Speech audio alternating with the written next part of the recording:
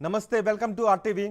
గుడిలో పూజలు చేసే పూజారే ప్రియురాలు అప్సరను చంపేయడంతో నిన్న ఆ విషయం హైదరాబాద్లో తెలుగు రాష్ట్రాల్లో ముఖ్యంగా కలకలం రేపింది. సరూర్ నగర్లో ఈ ఘటన చోటు చేసుకుంది. మొత్తం పూజారిని విచారించిన తర్వాత అందులో వస్తున్న విషయాలు చూస్తుంటే, పూజారి చెప్తున్న విషయాలు చూస్తూ ఉంటే సంచలనం రేపుతూ ఉన్నాయి.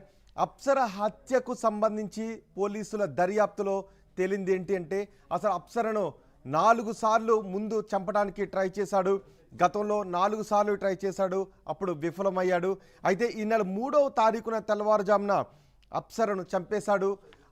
అప్సరను బయటకు వెళ్దామని చెప్పి తీసుకువెళ్ళాడు. వేరే చోటకి ట్రిప్కి వెళ్దామని చెప్పి అప్సరను తీసుకువెళ్ళాడు.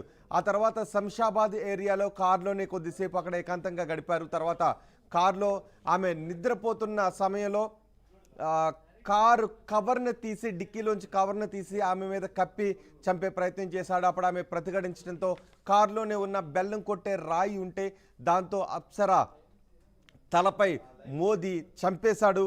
దీంతో అప్సర మరణించింది అని తెలిసిన తర్వాత అప్సర మృతదేహాన్ని కారులోనే ఉంచి తను ఉన్న చోటికి తీసుకొచ్చేశాడు, సరూనగర్కి తీసుకొచ్చేశాడు.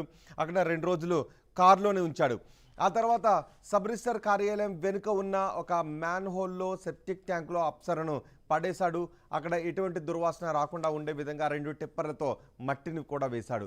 ఆ తర్వాత మళ్ళీ దుర్వాసన వస్తుందని గ్రహించి అక్కడ ఏదో పనులు చేస్తున్నట్టుగా బిల్డప్ ఇచ్చాడు.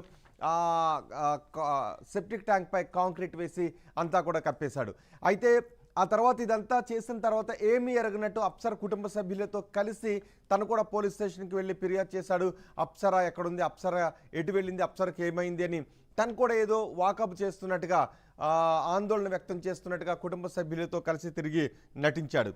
కానీ పోలీసులు మాత్రం విచారణ చేస్తూ ఉన్నప్పుడు అప్సర కాల్ డేటా ఆధారంగా పూజారి సాయి కృష్ణపై అనుమానం వచ్చింది. దీంతో సాయి కృష్ణను అదుపులోకి తీసుకొని విచారించారు. ఆ తర్వాత మళ్ళీ ఒక మంత్రి పిఏ ఫోన్ చేసి చెప్పడంతో వదిలినట్టుగా తెలుస్తోంది.